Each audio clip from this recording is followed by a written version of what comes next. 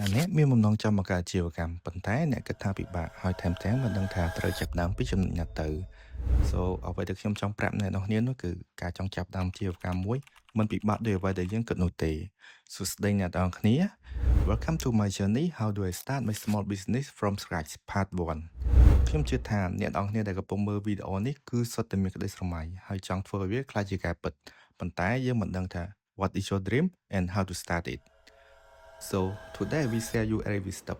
តើត្រូវធ្វើដូចម្តេចទើបធ្វើឲ្យក្តីស្របិនរបស់យើងក្លាយជាការពិត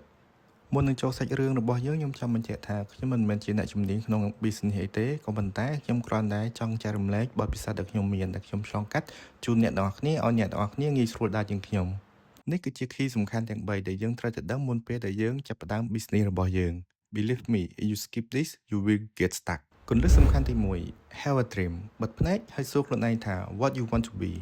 គន្លឹះសំខាន់ទី2គឺ wake up and get moving ក្តីសុបិននៅតែជាក្តីសុបិនលុះត្រាតែយើងចាប់ផ្ដើមធ្វើវាហើយឈប់ពន្យាពេលតទៅទៀត